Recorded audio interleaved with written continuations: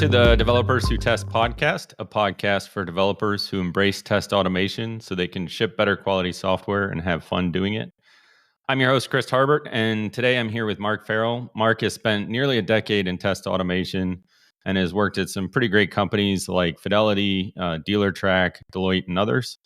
Mark is currently senior QA consultant at Deloitte, where, among other things, he's exploring generative AI and its applications to test automation. Welcome to the Developers Who Test podcast, Mark. It's good to be here, Chris. Thanks for having me. Welcome to the show. So I guess I love to start out with, just asking everybody how they got into test automation and how they found themselves in their current role. So could you give us a little bit of a background of how you found testing and how you got started there? I actually have a degree in game software development, and then I was like an intern amongst a startup team, just doing primarily just platform testing, making sure our apps work correctly on whatever device. And I kind of got my head right around testing, just doing that all the time. Is this release? Why is this feature not on this release? Kind of deal. Wondering what's going on. So I became deep into testing. And then when I got hired with Deloitte, they kind of saw that.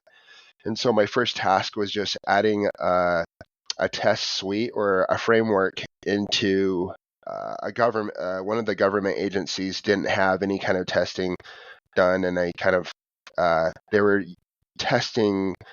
It's a language called Pro-C, which is SQL embedded with C++, pretty much. And so we're testing all these different procedures, and they didn't have anything to cert with. So I kind of got my mindset around that. And then as I left Deloitte there, I had a bunch of experience with AWS and did a bunch of testing with Selenium. So they gave me a good foundation when I left, into testing, with creating my own framework. I was very familiar with AWS resources, and I was very familiar with UI testing as I left the door.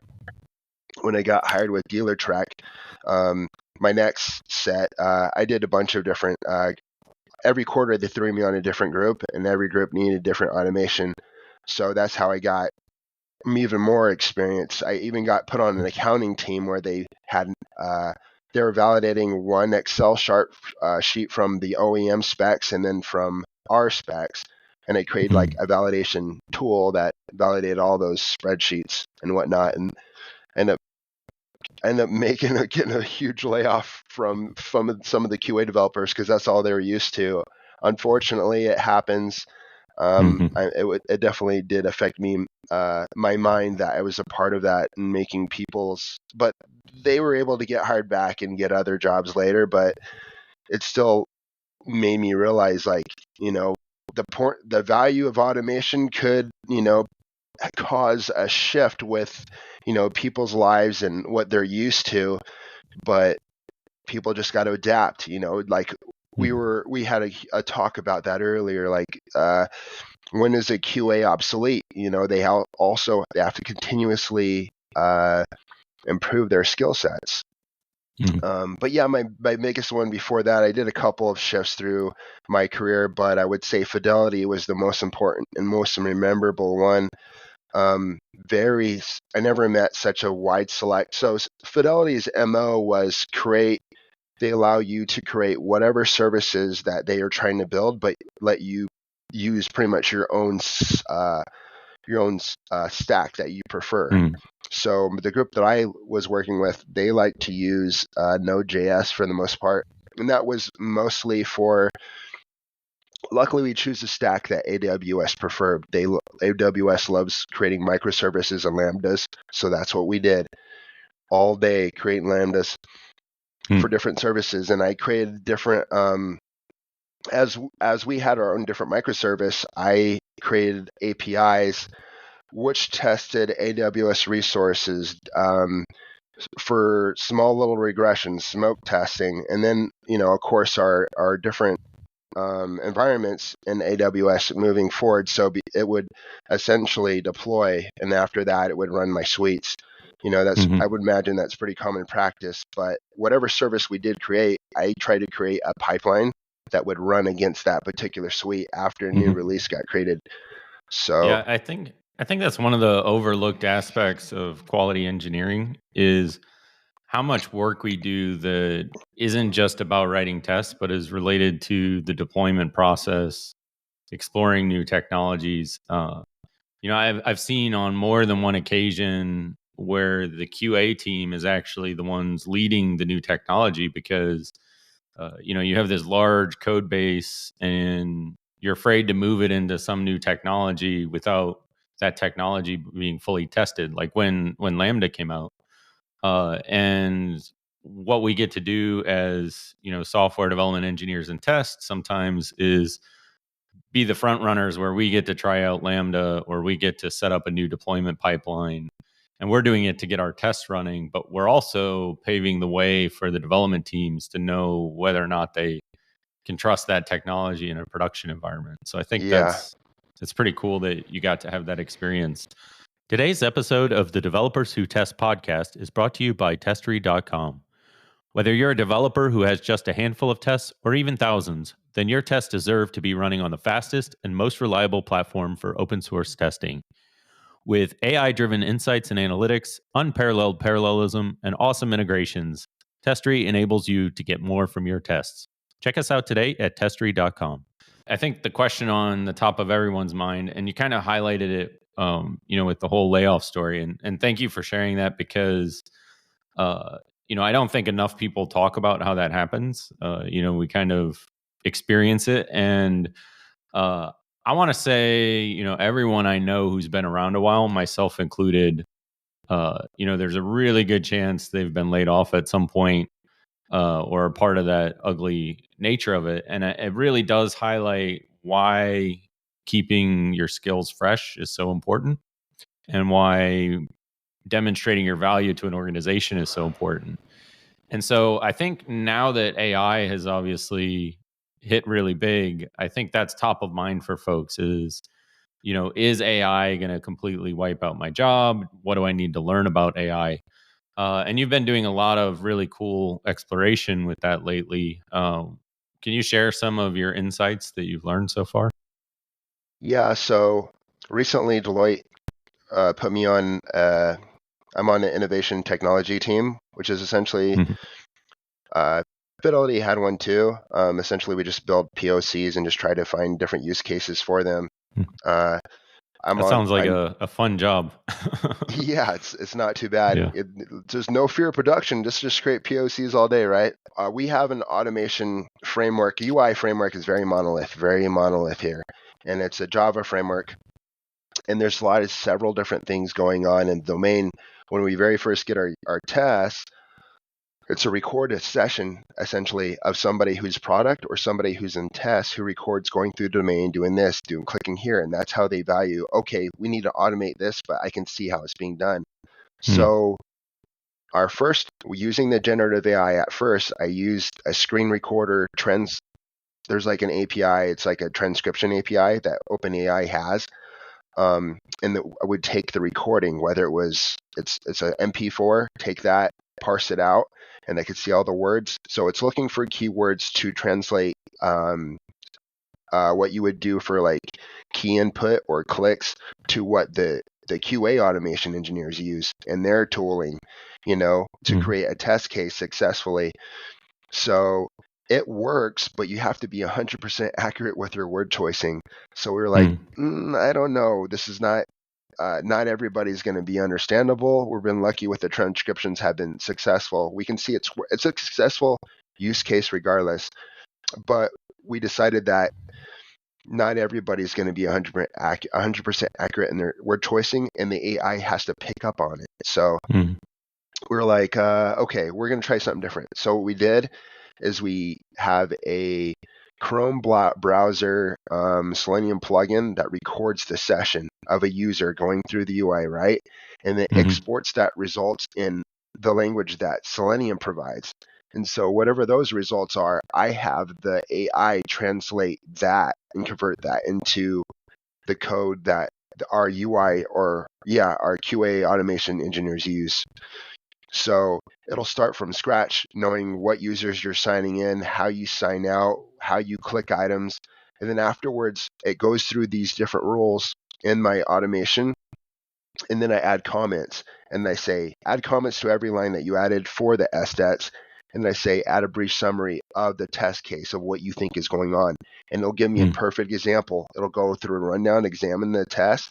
I'll say, you're creating an invoice to do this and this and that. And I'm like, wow, that's crazy, but it's acceptable. Let's do it. You know what I mean? Yeah. But it's a good, it just keeps impressing me over and over again, how smart, but at the same time, so dumb. Like if I asked it so here's a perfect example. If I try to ask it to give me the whole piece of pie, like here's the whole file, convert all this at once with my prompt being like 300 lines of wording, or just 200 words of my prompt would be to ask it all these different things to finally get a finished product. But it's too much. It'll prioritize what it wants to convert first, or it won't convert at all. So what I have to do is I have to send it, this is what you need to do to convert the clicks. And then I get that response back. This is what you need to do to convert the text. And then there's like 10 other rules that happens over and over again, and finally get the finished product.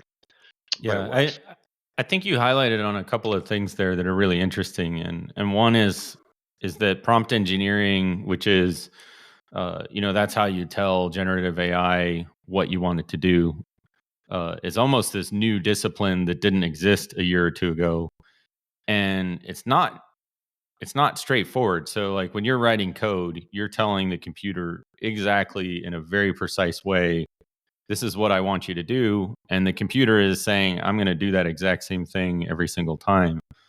Yeah. With prompt engineering, you don't have a syntax. You just have your natural language, and you're trying to describe what you want it to do. And you might not get quite the same result every time. And I got a great example of that. So at Testry, one of the products we have, you can upload your JUnit XML results to get an AI-driven test analysis. And so we wanted to create some documentation to tell people how to generate JUnit XML in each of the frameworks. So we wrote an article, here's how you do it in Cypress. And then we said, okay, AI, convert this article into Playwright. Did a fantastic job, right? The typical, wow, I'm kind of blown away by that. Then we said, okay, now take that same article and write it for PyTest. And for some reason, it took the upload test results to Testry step, and it replaced it with like how do you upload, or how do you get your JUnit XML into Jenkins or something like that. It gave you an explanation, or it gave you a function to do it. Like our documentation was supposed to be like, step 1 is here's how you generate it. Step 2 is here's how you upload the file to Testry. And the second time it converted into a new framework, the article was perfect. The third time when we picked a different framework, it took this upload to Testry step completely out of the documentation. And the only thing I changed there was which testing framework, right? So it's this really small change, but you get this much bigger unexpected result. And I think that's one of the big challenges with the current state of AI. And so I'm wondering, have you seen, those kind of side effects when you're trying to automate this stuff? Yeah. All the time, dude. It's annoying. It really is. Like people think, oh, generative AI, it's so smart. No, it's not smart. You have to tell it specifically how to do it, and only do this. Like only include this in the scope. Like when you're saying stuff to the AI in each step, I'm very specific. When I code convert, I was like, keep all existing code from the previous response. Now, only translate this and do nothing else. Otherwise, it's going to go on a tangent, create its own function how it would do it, or a long explanation of this is how it should be done. If I don't word choice it like that, it could go on a tangent if you're not very specific on what it needs to do. Yeah. I mean, I think you mentioned, before we started this, having kids, it does feel a bit like you're talking to a kid when you're talking to AI with the current state of it sometimes. Like okay, here's what I want you to do. And then it's like, okay, I did that, but I also want to go off and do this other Yes. thing. And next thing If you know, you have something unexpected. if you give it too much things, like what I call it, like I call it complexity. There's no variable on a parameter that can be changed. If you go into the OpenAI, there's a parameter called temperature, and the Mm-hmm. temperature can be changed from 0 to 2. If you go to 0, you're going to get the most accurate results, the same results every time. If you go to 2, you're going to get variable results. You're going to get what people want to do with bots. They want it to be variable. They want it to be dynamic. They want the responses every time. So that's why temperature is there. But I wish there was one related to complexity of each model. ChatGPT 4 is the highest model you can make, but it's also 12 to 13 times more expensive to hit that API in comparison to 3.5, the model below. And I think they rate it based off of what's easy. And if you want to go down the rabbit hole and go off of what you think you can do, that's why ChatGPT 3.5 is there. It may not do everything you need right away, but if you do it task oriented for each response, you'll eventually get what you're looking for. It just takes a lot of time. But I can give all my roles. Like if I gave all my roles to ChatGPT 4 model, I could probably get everything done and translated within 2 requests. But 2 of those requests are very expensive. Like I get the same request. I could get all my roles done within 6 requests of using ChatGPT 3.5 model. But that's still 3 times less expensive than using one request with ChatGPT 4. The price difference is really significant. Otherwise, I would use ChatGPT 4, but we're actually trying to save money of comparison of trying to use, the that's time costs money, and that's why we're utilizing this tool to save them time. If I'm using ChatGPT 4, there's just a significant amount of pricing that doesn't make sense if we decided to go that route. But yeah, there's definitely some learnings. Right now, I'm using OpenAI ChatGPT, but right now, Microsoft is intertwined with Deloitte somehow. So Microsoft has their own version of Azure OpenAI and the Azure portal. So I might make a shift to use OpenAI there. That if I decide to use anything Deloitte related information beyond that point. But what I'm realizing, their version of OpenAI is pretty one-to-one. Like everything looks the same if I decide to make that move. But yeah, one thing that on my learnings too is tokens.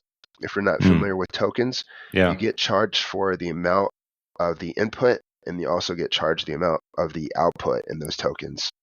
Yeah, I think that's a really good topic to drill into a little more for our audience here. So tokens are a way of measuring the input to your LLM, right? So it's like, what's the volume of the request that you're making? So when we were talking about prompt engineering, like that's what we're talking about, right? Yeah. And I was talking to one of my friends who's really plugged into the AI world, and he said right now tokens are the single biggest limitation of our ability to leverage AI. Because I was saying, hey, why can't I say, hey, ChatGPT, here's my entire repository. I want you to add a test like I did for this other product, but I want you to add it over here. And he was saying, well, the size of your repository would have to go into that token. And right now that's a limitation. So you can almost think of it as like the size of the brain, I guess, right? It also would be a very expensive request, even if you were able to achieve such a task and get all that incoming data. You get charged a lot for that request because it's not like it remembered previously from your request. You're going to have to include that in every request. The way to go about that would be create your own model. I haven't done it yet, but I've researched it a lot.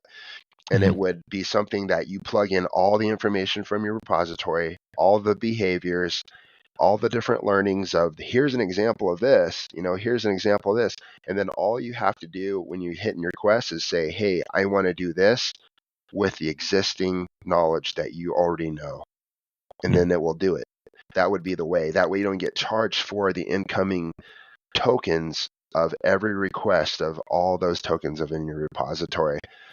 But yeah, I'm on my way to learning, creating my own model. That would definitely be the way to do it long term, but not everybody does it because it's a significant amount of work extra and creating your own model in comparison to just, well, there's already a lot of models available ChatGPT is giving me, so let's just do it this way kind of thing. Mm-hmm. There are a lot of different applications being developed for test automation related to AI. And I don't know if you've been to any of the conferences lately, even just like, let's say a year ago, maybe one booth, if you're lucky, said anything about AI. You go to a conference 6 months ago or 3 months ago, every booth says, we do AI. We've always done AI. And so, that begs the question, did these companies not exist a year ago, or did they develop new products that didn't exist? It can't possibly be the case that every booth has a fully baked product. So if I'm a manager of an engineering team and I'm looking to leverage AI and test automation, how do I show up at one of those and get a good idea of, does this company have a fully baked product, or is it something that they're just totally experimenting with and Like, I how really do I believe shouldn't them? incorporate yet? Like, how Yeah. do I Like, believe them that they're using something homegrown, or if they just using a wrapper over something else? yeah. And even if they're using a wrapper, it's way too easy to create a marketing booth. It's a lot harder to engineer a platform that is going to run reliably at scale and solve a complex problem, right? But if I show up, I see easily 12 different vendors that all claim I don't have to write a test anymore because AI. I don't have to generate code anymore because of AI. There are a lot of people solving the problem, and I think they're on the right path. But how do I, as a somebody who's looking to work with one of those vendors, how can I tell is this smoke and mirrors, or is there something real there that I can incorporate I into would my ask, hey, process? send me a link to a demo. Send me a link to a demo of this doing several different use cases, not just one. Give me 3 or 4 good use cases that you've done some good test work, that this AI is able to do what it's doing. I want to know what's under the hood. I want to know what kind of model you're using. There's some kind of model. I know there is. That way you know how expensive, I want to know how, even if this does work, price is going to take a factor of, what you can do for me and what am I willing to accept. But yeah, demos, I want proof of what it's doing and what technology it's using, as far as like, if is it using OpenAI? I think AWS has something too. But yeah, you are bringing a moot point. Everybody wants generative. Everybody wants their own bot. Everybody wants generative AI looking into something. I think DevOps is using it as a security scanning tool with something. I think AWS, one of my friends who's working in deep in AWS right now, deep in security, they're looking into integrate in their AI into security monitoring services, and know how to provide remediation easily. There's so many different ways to incorporate it. But yeah, I would love to see whoever's got a solid use case, generative AI, for testing, or make sure they show credibility with demos. Otherwise, it's just nonsense to me. Yeah, I think that's a good point. I think one of the interesting things about building software that incorporates AI. So I mentioned that's what we did for our platform. We added ability to troubleshoot failed test runs, right? And one of the challenges we had with building it was you kind of have to bring together three different areas. You have to bring together there's problems that are solved really well by specific code where you can write the code. So like, let's say I want to find the maximum value out of a database table that has 1 billion records. That's a problem that has been solved really well by technology. And if I just randomly tell AI, here's my table with 1 billion records, well, first of all, you can't do that. Yeah. But second of all, if you could, you'd go broke. And it's a solved problem with technology, right? So that's one piece. The other piece is like bringing the expert knowledge to the table, right? So just because you've wired it up to an LLM doesn't mean that whoever's building the software doesn't have really good domain experience specific to that company. And then the third component is this AI thing, which is like a really smart child that can amaze you on the one hand and then surprise you on the other in the Yeah. same response, right? And so I think one of the biggest engineering challenges we're facing of this decade, at least, is how do you combine those three domains in a way that you get a consistent result that you can kind of depend on to produce value?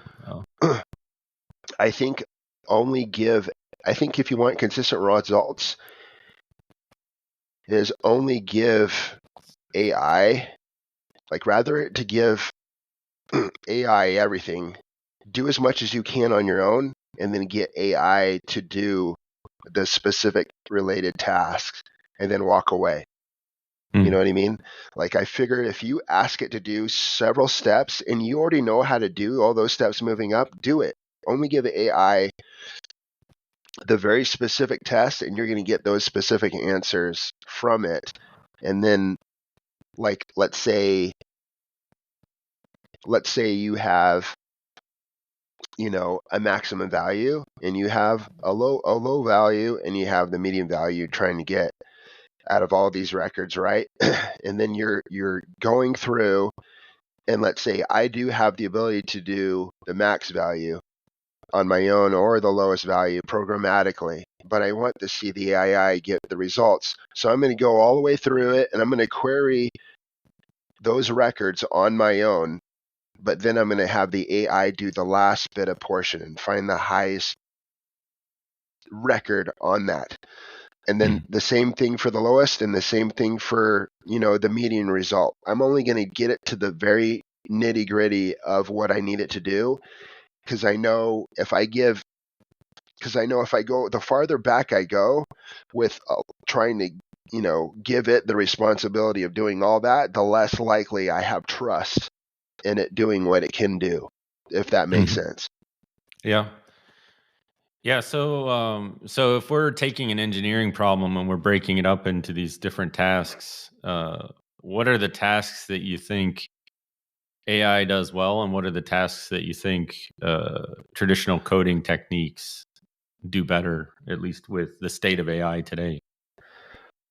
I think it has the ability to create, organize things on its own and correctly is the most impressive parts. Like, let's say you had a list of items and you had 5,000 pages of all these different things like trucks, cars, or fruits, and it has, the amounts of fruits in here and the amounts of cars in here.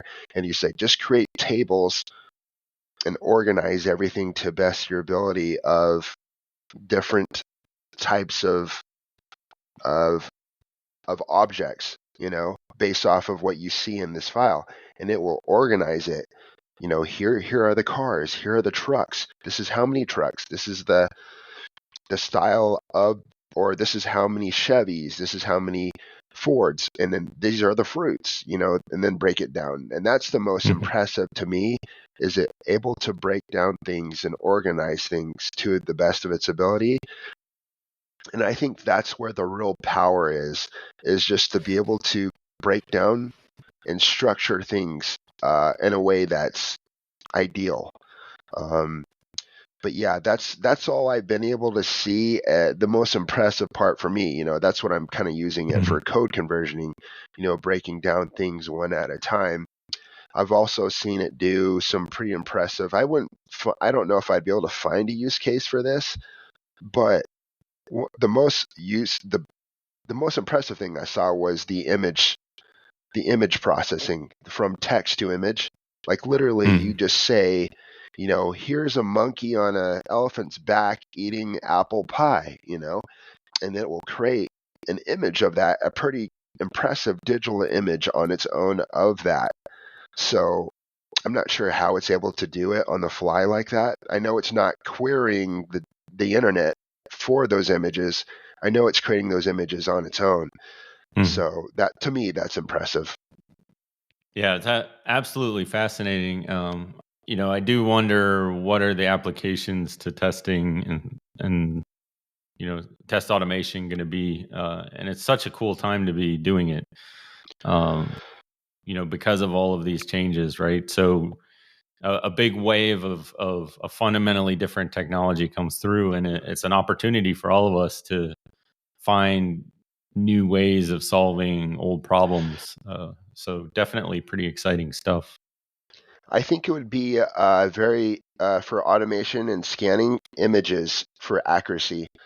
Like if like this image of my face right here, and then having another image of me, but it's not the same image. It's just another image of me, and just like test, is that the same person? Is that the same person? Over and over again, and then using that, in a crime, a tool that's used to find people, on America's Most Wanted, maybe, I don't know, but just finding these different types of use cases, that's what seems to be the problem in the software industry right now. Everybody wants generative AI to do this. Do we want to buy it? I don't know, but we want to use it somehow, but it just seems like that's all you hear about nowadays. Everybody wants to incorporate it, and there are a lot of different ways to use it, but what it seems like automation, it's the newest wave, but security seems to be what I've been hearing most recently being used the most with AI. Yeah, I do have, I feel like there's a big mindset out there of this is the one algorithm that's going to solve all our problems. And, I got my master's degree in computer science, pretty close to 20 years ago. And my thesis was in AI and machine learning.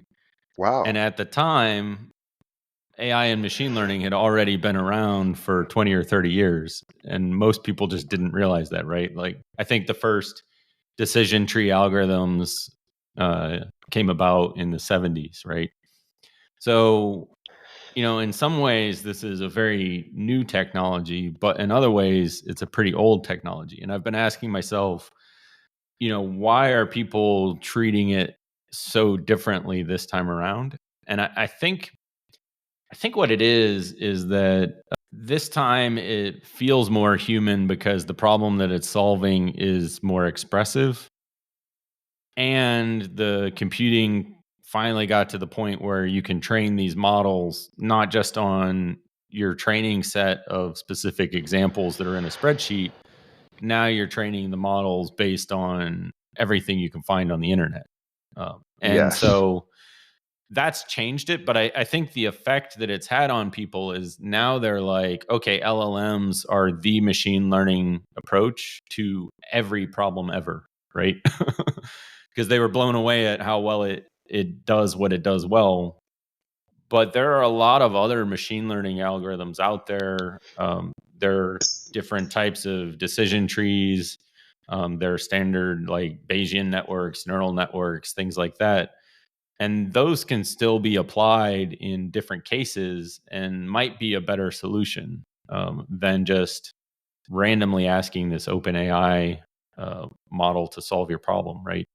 So I don't know, how do you think we should, how do you think we can convince managers in particular to not get overexcited about this one particular algorithm solving every QA testing problem that's ever happened? Just know one way for them not to get excited is for them to know that there's a huge learning curve. It's not easy. It takes, prompt engineering, going from back and forth. Then you start learning this is not easy. That's open AI, or not open AI, just generative AI is not is not as easy as people think it is. You have to give it a target 500 million miles away. What are the blockers in between that? It's not going to be able to figure that out on its own. You got to prepare it for this is what you do if you run into this. This is what you do if you run into this. And it's all kinds of different things. And then you just keep going until the next blocker. And you finally give it all that information. And that's how it's pretty much you're treating every use case. You have all kinds of different blockers. How far are you willing to go to learn to finally have a successful use case? And it's just the learning curve is the blocker, it seems. Like, the expenses can definitely be a little bit of a tedious process to try to figure out how many tokens am I willing to go to be successful to consume all this different data. But yeah, in my mind, it's just the learning curve. I'm thinking, if I would go to a test project manager, are you going to? It does work, If I was talking to a test manager, I'd be like, it does work, and here's my proof that it does work. Now, from the point that I was not knowing to the successful, use case, it took me this amount of hours, this amount of requests over and over again to be successful. Now, if we have a completely different use case, I'm not sure it's going to take me that long. But if we had a similar use case, it probably will be a lot easier next time. So it just depends on the amount of work, because the documentation with generative AI doesn't tell you about, you have all these different models available. Obviously we're going to start off with the cheaper ones first, might make them work, and then we're going to go slowly, and if necessary, we're going to use ChatGPT-4 to be successful. So the learnings of just trial and error over and over again is just what every AI developer is just going to have to go through. We're getting close to the end of the episode here. I kind of like to wrap up with the thought on, so what does AI and test automation look like, say, 5 years from now, maybe 10 years from now? Are we all just going to lose our jobs and AI is just taking over how things are tested? I think we're are not our going to jobs lose our going to look jobs. completely different? Like, what do you think it looks like? We're going to have a lot more work, and it's going to be done easier. But that's the only difference. We're going to probably have the same amount of developers we are now, but we're going to be able to increase our workload significantly by having AI do pretty much everything for us. But we're just going to have to make tweaks on the fly for everything. Just like I can have my code conversioning tool create tests on the fly. Only takes minutes here and there, but that probably increased the tester's workload now by 2 or 3 times that they would do normally. But they have to get familiar with my tool in order to be successful. I've seen this AI being built into pipelines. And then you can scan source code and do all kinds of crazy things with and now they have Copilot. Have you ever heard of Copilot? Oh yeah. Copilot is just as great. It's like IntelliSense, but for a developer, for if they want to create different functions. It's very good with repetitive stuff. For unit tests, exceptional. But I see this being incorporated with security scanning, creating automation, developers using Copilot. I feel like where we're at right now is just the tip of the iceberg. Yeah, and I think a really great place to leave this is a point that you just brought up. If AI is going to reduce staff sizes, that's making the assumption that the business doesn't want their engineering teams to produce more, that there's like some finite capacity on how much they really want their engineering teams to produce. And if only the team could be smaller to produce that finite amount of work, then the company would be happy. And what's probably really going to happen is companies are just going to be expected to move faster and ship more in order to be competitive at all. So maybe the team size stays the same, but the requirement for how much you're able to produce gets ratcheted up, right? Yep. So That's where I believe it's going to happen. So I guess that's a good reason for all of us to really take the time to talk to folks like you who are doing this with AI, take the times ourselves to step out of the 9 to 5 job and develop our skills in these different areas, get some experience with them, try to ask our managers if we can work on projects that leverage these tools and techniques. So Mark, once again, really appreciate your time on the podcast. It's been wonderful chatting with you and learning about all the really cool things you and the other folks at Deloitte are working on when it comes to AI and test automation. Really looking forward to seeing some of the results that you all are producing as you develop these new techniques and tools. So thank you for being on the program. Likewise, Chris.